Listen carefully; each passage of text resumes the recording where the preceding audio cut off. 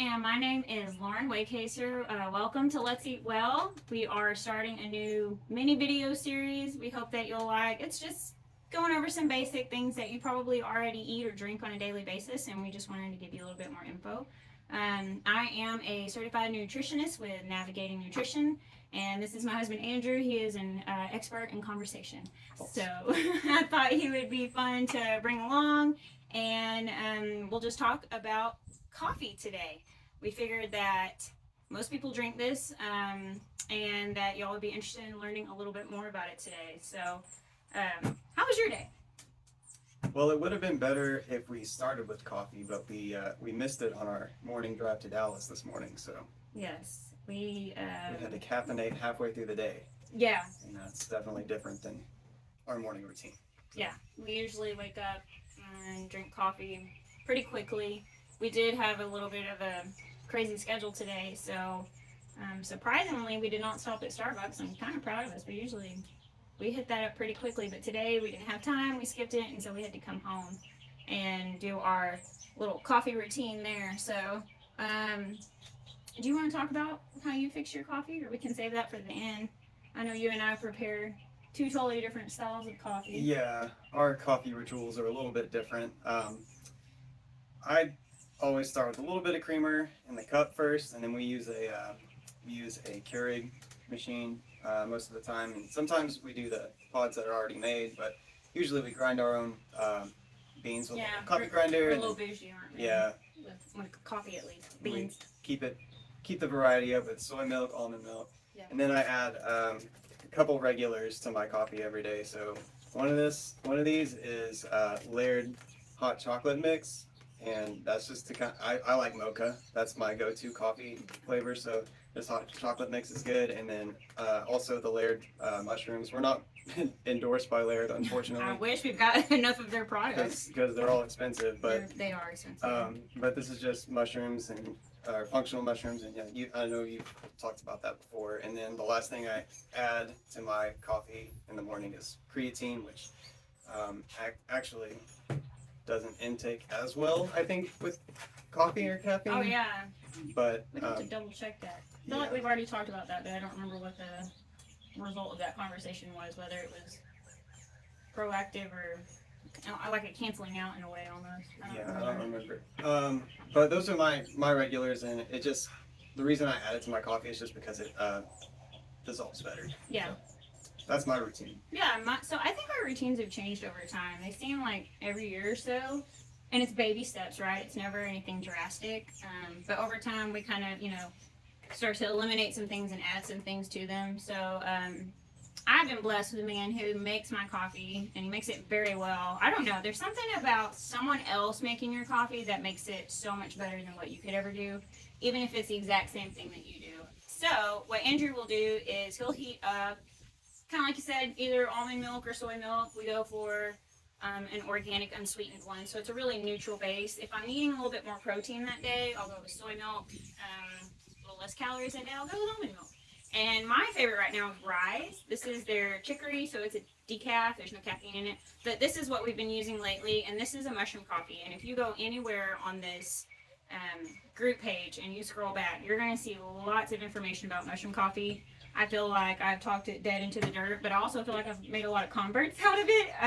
I see a lot of people, and they're like, hey, you're the one that got me started on mushroom coffee. It's one of those you either love it or you hate it. I don't personally like the taste because it is like this is way different than adding like your own little mushroom mix. I would say it's a little bit earthier. I think if you just go the straight up Rise. Maybe I should call it coffee beverage. Coffee beverage. Because it's not actually coffee. It does have. Yeah, it says it's got coffee in it, but it's not the first ingredient. It's so instant coffee. it's secondary to the mushroom mix. Mm-hmm. But so I do this, and I have that base of that milk, and then I always add protein to my coffee, which is right now I'm loving ID Life. It's a vegan vanilla ice cream flavor. I love all the ingredients in here, and wouldn't you know, it's got mushrooms in it too. So I start my entire day with mushrooms.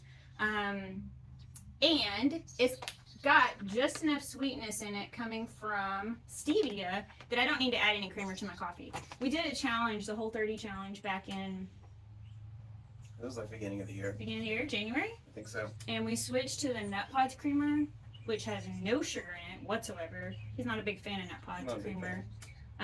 But we got used to just not buying the creamer that you would buy in the store. So I actually don't prefer a lot of sweetness, so this is enough for me. And then he always adds a little dash of cinnamon on the top, and it's perfect. On days that I'm working out, I'll do the creatine as well, but I actually like creatine for like smoothies and stuff. Totally different topic. So let's talk about coffee. Let's break it down. So you and I have been doing a little research this week Getting and ready for getting ready for this and listening to some other informational podcasts. sources. Yes. So what facts do you have about coffee? I want to start with this one because this one surprised me a little bit. Okay. Is that the average American drinks 3 cups daily? 3 8-ounce cups. Yeah. Yeah, and then 2/3 of Americans actually drink coffee. So there's a third of you out there that somehow start your days without this miracle beverage. I But don't. Yeah. um, You know, I tried to give up coffee once. You might remember. I was a terrible person during that time. Forgot when that was. It was recently, and I was cranky. that's probably why I started making your coffee again. Maybe so. Yeah. So And we found a solution. I think that 2/3 is also worldwide. Oh, is it? I think so. I think most people around the world, or not most people, but a lot. Yeah. Oh, yeah. Coffee's like I know. it started in Ethiopia, right? So you'd think a lot of people, Africa, Middle East, probably. I guess where there's coffee beans, Yeah, coffee there are beans. people drinking it. Yeah, so that's gonna be about 2/3 of the planet, huh? Yeah. So, yeah, go ahead and talk about, if you don't mind. We all know that coffee, and the reason it works is because it has caffeine in it. So we'll talk a little bit about caffeine, because that's probably the most important thing we're gonna learn about tonight. Yeah, so coffee obviously has caffeine in it, which is a stimulant. If you drink too much, if you ingest too much of a stimulant, you might feel like the effects of like shakiness or increased heart rate and all that stuff. And I think one of the other things we learned this week is that I found interesting was the developing of a tolerance to your caffeine levels. So we often think of like sometimes you hear about people that are taking like drugs or something like that, and they have a tolerance for a drug and they increase their drug usage. Well, like caffeine is the exact same way. Would Like, you say caffeine's a drug? caffeine It acts as a drug. technically is I agree with a that. drug because you can develop a tolerance to it, and that's why like some people, their normal caffeine intake is that 3 cups a day, Because whereas they need it. yeah, whereas ours is like 1, and we feel evened out mostly. So that's kind of given me second thoughts about how much I'm actually drinking coffee, and try to start limiting it back to get more of a baseline. Weaning, Yeah. not going cold turkey, because there's side effects to going cold turkey too. Which would be like headaches and obviously lack of energy, Yeah, like crashes and stuff. crankiness. Crankiness, that's Yeah. what I had. Yeah. Did you want to talk about like the actual neurological biology think. things going on in the brain? But just, with I mean, caffeine? basically, yeah, we talked a lot about, or we listened to a lot. Well, hello, Dee. I knew somebody's gonna come say hi This today. is Muka. That's He's our Muka. newest. Go away, Muka. No, he didn't have to go away. We did listen to a lot about like serotonin production and kind of how, and I'll let you talk about this.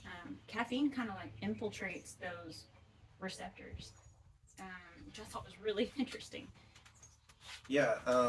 So your brain cells have all these little. You can think of them as like little ports where chemicals will bind or unbind, and then it causes different effects. Well, caffeine blocks something called adenosine.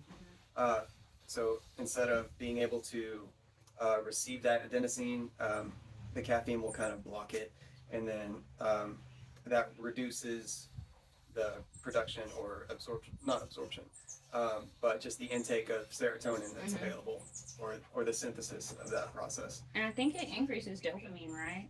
Temporarily, at least. I mean, I like to drink coffee, so Mhm. maybe so. But long term, this is not a good thing. Oh. Right. Why not? Because if you are blocking your body's ability to receive that adenosine, you're gonna be putting yourself in kind of like that cycle that we heard about. Oh yeah. Like it's like a vicious cycle. You had a good way of putting it. You remember what you told me? It's been a while. I've slept since then. It's like you have this energy boost. It's like this false energy, but it's real, but it's false. Oh yeah. Coming from the caffeine, and then you crash really hard. And then if you drink it too late in the day or you drink too much, you can't sleep at night. Mhm. And then you wake up tired and feeling like you need coffee. And then you need more coffee. And then yeah. it just like it's a cycle. Yeah. So you become kind of dependent on it. Yeah. And that's kind of like I was saying. I was second guessing how much caffeine I'm actually gonna be intaking in the future. Maybe switch to like half cap or something. Yeah. And we can talk about that. I know some people are not familiar with the roast. We learned that a long time ago. Do you want to Yeah. talk So about that? when you think of coffee roast, you think of like, oh, give me the. Some people might think, give me the dark roast because I need an extra boost or something. Yeah, like But that black coffee at an American diner. yeah, but actually roasting the coffee beans for longer, which creates the dark roast, actually decreases the caffeine level. So, so the coffee beans with more caffeine are actually the ones with a lighter roast that haven't been cooked out as long. So Some people choosing that lighter roast are going to be feeling the effects of caffeine more so than people that choose darker roasts. fun fact. Yeah, so just check your labels. So light roast, more caffeine. Dark roast, a little more mellow. Yes. Yes. All right. Well, so we've talked about just like general coffee caffeine. I think we can probably move on to the problems that come along with this, which we've kind of alluded to anyways. But there are some specific problems. There are some side effects. It's great for energy. Caffeine's used in like pre-workout. So if you're getting ready to go to the gym, you need to boost energy. You can take pre-workout, which is like powder you mix with a drink. It gives you that natural caffeine boost. But there are problems with too much. And I guess I will say the problem that can be made worse is that it's making your heart work harder. And you can talk about the side effects after I go over these, but if you are prone to panic attacks and you have a caffeine sensitivity, you might notice an increase in panic attacks. Who wants that? If you are diabetic and you sweeten your coffee with sugar, creamer, anything like that, you are raising your blood sugar very effectively and very quickly. Yeah, it's easy to add way too much into coffee. Like the serving size is like what, a tablespoon on those big creamers that we buy? Oh, yeah. Pre-made, and who puts a tablespoon of creamer in? And a lot of these places like Starbucks and a lot of these coffee boutiques, they're great and they taste great, but like they add so much sugar and extra stuff. It's so sweet, especially like the cold beverages. Yes. I think Mhm. they're like a lot of times we go in and we just ask like half the sugar or whatever, half Yeah. the pumps. Yeah. And it's still sometimes like Too whoa. much. Yeah.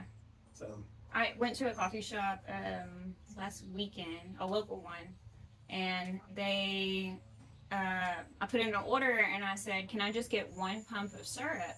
And she said, "We usually do 8 to 10. Are you sure you just want one?" And I was like, ugh. 8 to 10? It would just, I don't know, it would just make my stomach hurt, but that's just because we're used to not doing Yeah. so much sweetness. So if you're just looking to like cut out some calories, easy way. Yeah. If you drink a lot of coffee from various places, just order it with less Yeah, just say half the pumps. syrup. Yeah, Half syrup. easy way. And the Starbucks app is really awesome because you can kind of customize You all can that. customize it fully. Yeah, so you can control exactly how much sugar you're putting in there. Also, coffee itself blocks calcium and iron absorption. So be really careful with that if that's something you struggle with anyways.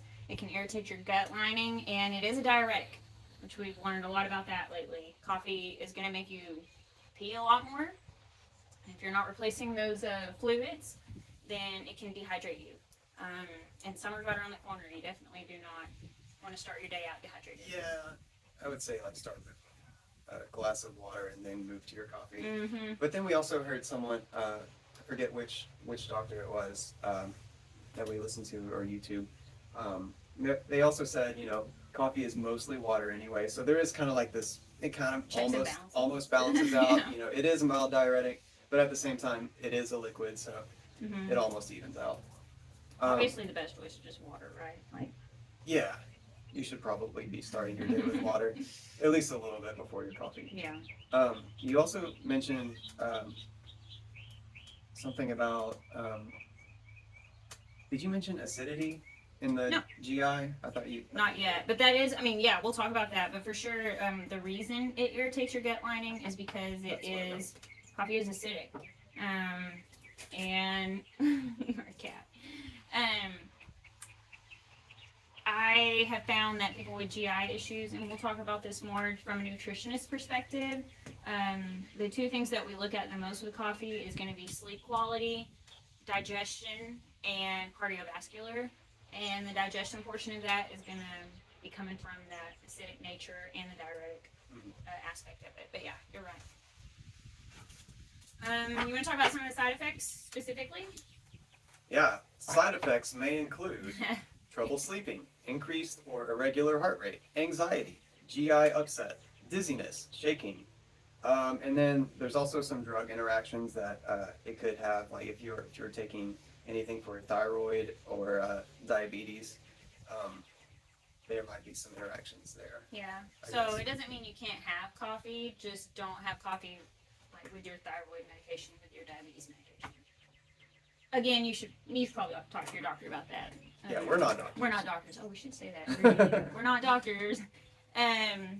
So yeah, let's just briefly go over the side effects real quick. Well, I'll give a little story, and then we'll just kind of segue into the solution aspect of this video. So I am a certified nutritionist, and I had a client come to me, and she had been to several doctors, like a primary care doctor and a sleep specialist. Is that a thing? Or a neurologist or something. She could not sleep. She had severe insomnia, and again, this is a totally anecdotal situation. Anywho, so we're going over her day. And with all my consults, I make everybody write down, like, typically, what do you eat today? What do you eat today? What do you eat today? At the end of that consult, I was looking back at her schedule, and by the end of the day, she had 6 cups of coffee. And we're not talking 8-ounce cups of coffee. We're having 6 coffee shop coffees, which are like, what, 12 ounces maybe? 8 to 12. 8 to 12. So some were hot, some were iced. And this lady, she was on Ambien, I think. And I felt really bad for her because she wasn't getting sleep. But at the end of that consult, I thought, you know what? How about we just, I don't know, reduce the caffeine and see what happens. And I talked to her 2 weeks later. And within 2 weeks, not only has she reduced the caffeine, she had knocked it all the way down to just 1 cup a day. And all of her sleep problems went away. So for her, I would say she did have a caffeine sensitivity. And it was primarily affecting her sleep. And there are other individuals that if you're prone to anxiety or any kind of mental health issue, you might notice that coffee exacerbates that. I've had that myself. I've had like an uneasy feeling when I've had too much caffeine. You could call it anxiety, although I haven't been like diagnosed with anxiety. I've noticed that if I drink too much caffeine, I kind of have like a uneasiness. Yeah. And I don't like that feeling. I felt like the coffee jitters before. The jitters? I don't like that. Yeah. And too much coffee, like it seems like one of those things. It's like it's so obvious. Like of course I can't sleep because I'm having 6 cups of coffee. But sometimes like you don't realize it.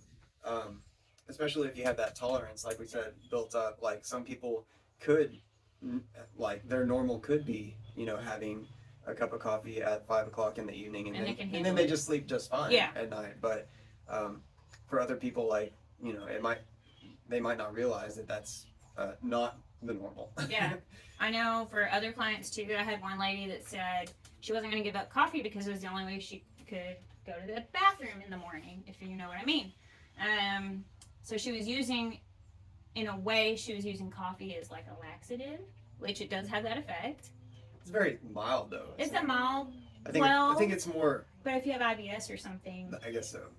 But I think it's probably more mild than people actually make it out to be and joke about. Maybe. Although it is fun to joke about. Yeah, but this lady swears she couldn't go to the bathroom without it. So, Just, if you are prone to GI issues and it's causing you to go to the bathroom too much, um, another reason to find a solution or an alternative, I would say. So let's talk about alternatives. So I guess that's me. Are you out of cards? I don't know. Yeah, you are. So, you had mentioned earlier about switching to like half calf or decaf. My mother-in-law does half calf, which is essentially like just regular caffeinated coffee and decaf. So still got a little caffeine in it, just not a whole lot. I think a common myth is that decaf has no caffeine in it. That's a myth. Decaf does have caffeine in it. A little bit. A little bit. So a regular cup of coffee is going to run like 95 to 100 milligrams of caffeine. Decaf's going to be anywhere between 2 and 15 milligrams. So if you are caffeine sensitive, you might still be noticing some effects even from a decaf coffee. I do. I notice effects. I actually had to go see a cardiologist one time because I was having a really irregular heartbeat. And he said, one of the first questions he asked me was, how much caffeine do you have a day? And I thought, well, I don't know, I had a couple of cups of coffee. I had a little baby at the time. I was just trying to get through the day. And so I cut back on my coffee significantly to the point where I just cut out caffeine completely. And all that like heart fluttering went away. So just something to consider.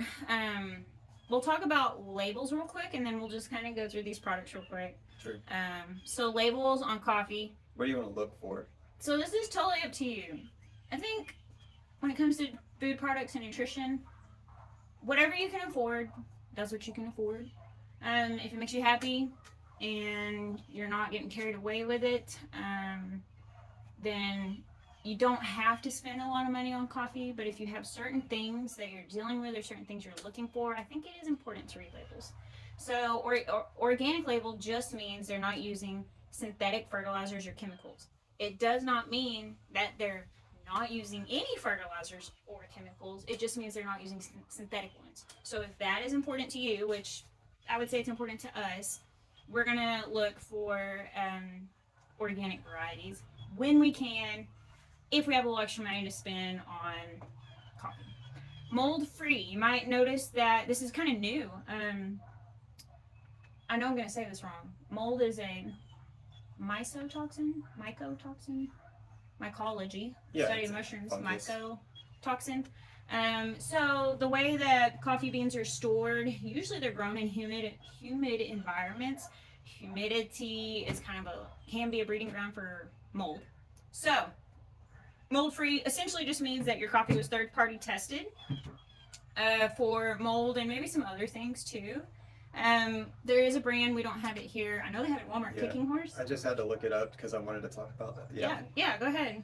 If you're looking for a good, clean coffee, like Lauren was saying, Kicking Horse is the brand, and the style that we get is a medium roast, and it's called Three Sisters. Yeah. So that's been my go-to when we It's affordable too. yeah, that's what I was going to mention too. Especially if you get it on Amazon, sometimes it's like $8 for a $6 or $8. Yeah, if you leave it in your cart, sometimes it'll let you know when it's on sale. Mm-hmm. Right now it's like 12. Go figure. And we're out. But I mean, it's this size, and we don't mind spending that much. That size. We don't mind spending that much on coffee because we do like quality products. If you didn't have that much to spend on coffee, just buy the best you can. I think because we drink it every day, this is something we do every single day. It's a little bit more important for us to make sure that it is high quality because we're ingesting it and consuming it in our bodies every day, right? So products like that, things that we're utilizing repetitively, I'm going to be a little bit more picky about them. And then one of the other labels you'll see, and it's on probably most of these, is fair trade. It has nothing to do with the food itself. We just enjoy fair trade products because it's fairness to the farmers globally.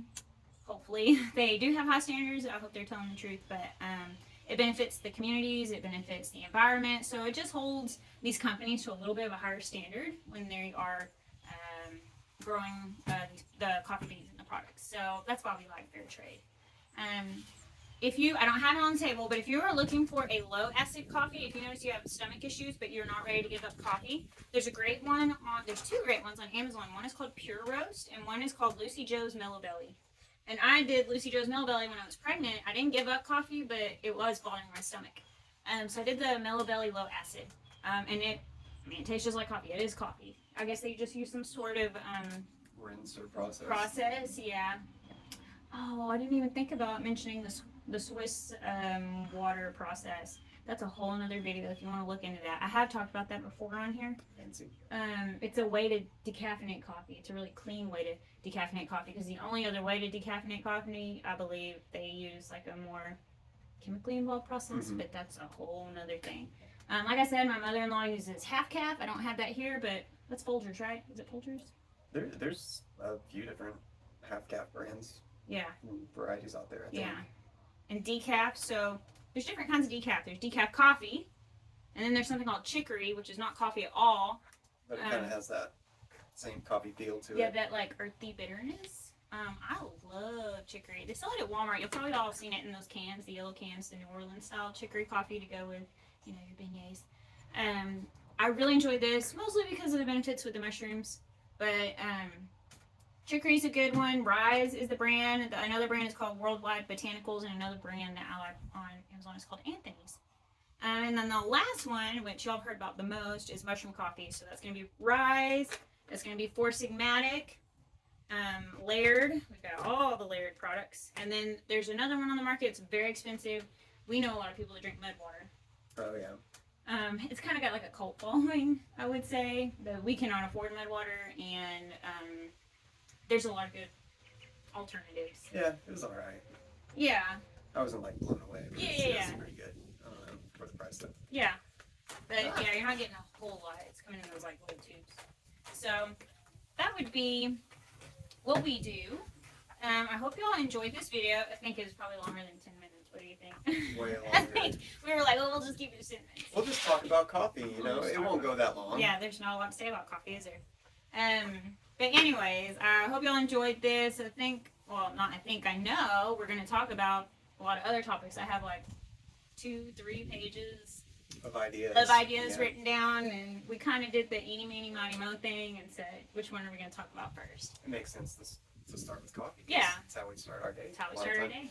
Um, And 2/3 of Americans drink it. So. yeah, a lot of you can relate. So how do you make your coffee? That's the question. I did. I answered that, remember? No. That's for everybody else. Oh, I need to comment. that's how we're signing out on Yeah. this? Comment, how do you make your coffee? Okay, That's I right. like that. Okay, we'll have to say it again. In tandem, ready? No. How do you make your coffee? All right.